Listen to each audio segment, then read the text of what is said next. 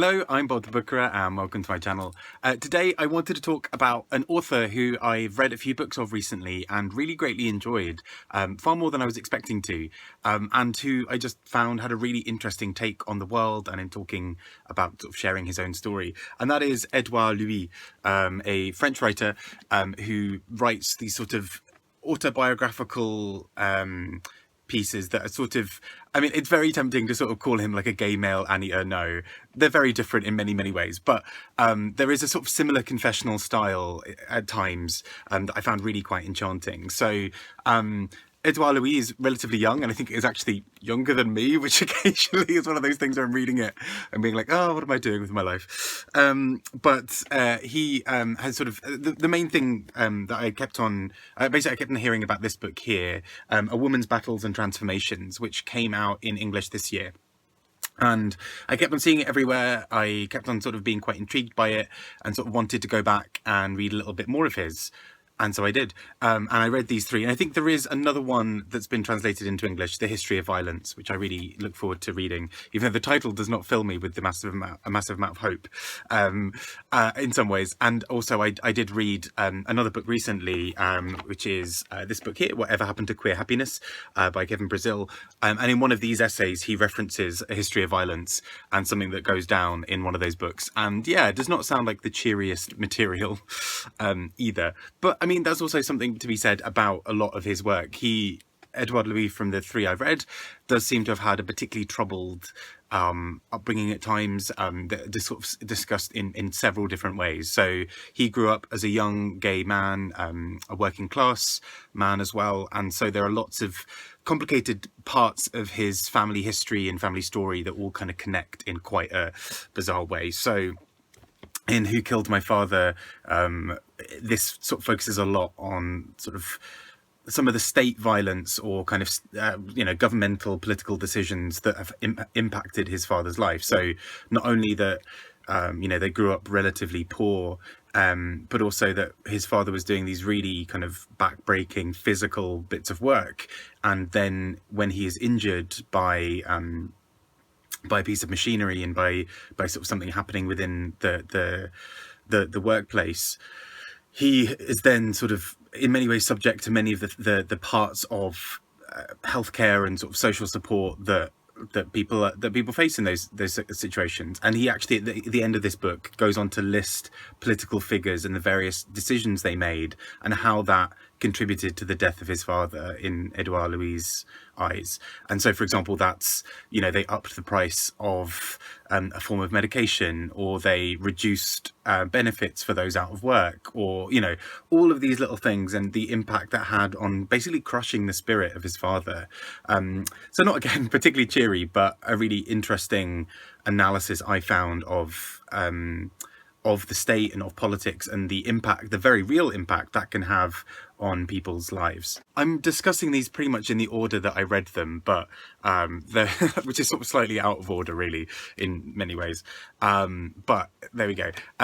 Next I read The End of Eddy by Édouard Louis, and I think in many ways this is actually a better starting place, because both of these two books, both A Woman's Battles and Transformations and Who Killed My Father, directly relate to parts that come up in The End of Eddy, and they directly reference it.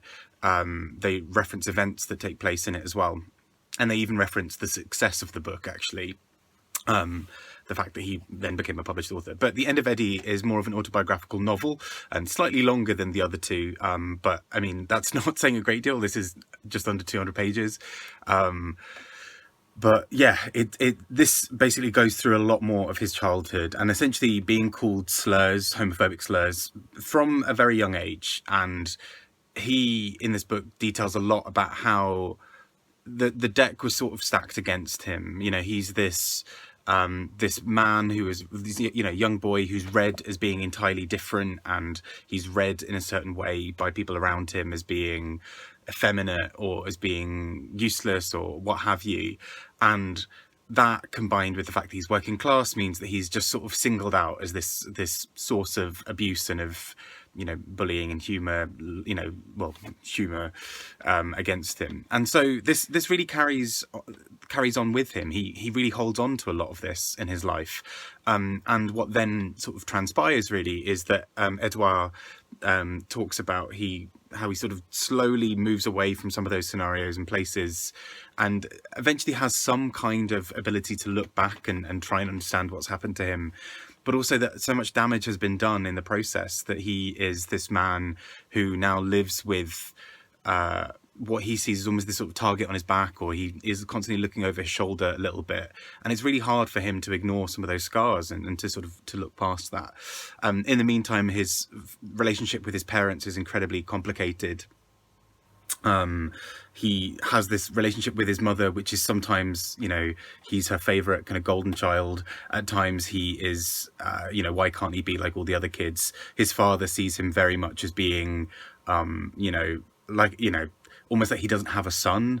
And there are some moments of joy and beauty that pass between those two men, where they really feel like father and son, but those are few and far between, and Edouard almost finds himself looking out constantly for them.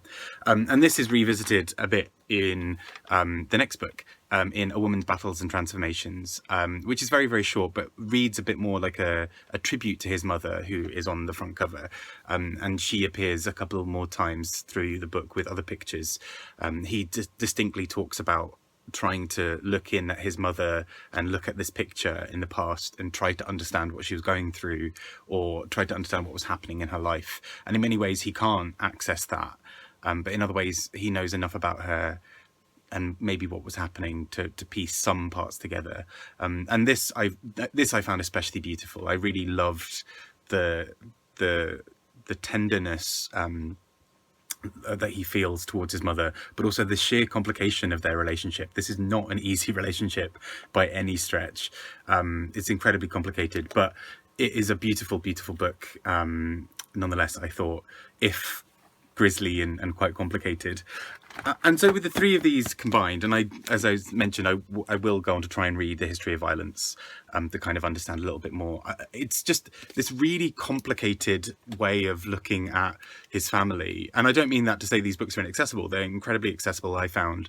But just, he doesn't spare any sort of detail. We learn about all of the absolute complications that go on within their lives. These people are flawed and brilliant and beautiful and awful all at once. Edouard himself understands his own role that he played in being awful at times, or what have you, which reminded me a lot of some of the books I'd read recently that I've raved about, such as Cells by Gavin McRae. Family relationships are complicated, and some people's families are more complicated than others as well. And Édouard Louis in this has offered us an insight into that, but also a kind of a vague hope in some ways of what that might look like in the future, but also a complete understanding that it's going to be difficult on the way over there. And actually your predominant feeling may be anger or resentment or shame on the path to that. So really interesting books. And I'm really keen to read more of his. I have very patchy French, which I'm going to try to use to read Who Killed My Father and A Woman's Battles and Transformations in French, in the original. I don't know. I bought this basically a while ago because I was like, yeah, I'm going to read a book in French again. And I found this in foils and I was like, right.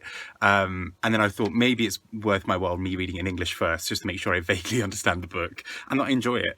And then the same for Who Killed My Father. So very, very excited to try, failingly, to read these in French as well. But either way, I do really recommend them, and I'll be covering A History of Violence when I read it, in probably one of my weekly reviews as well. Take care and speak to you all soon. Bye bye.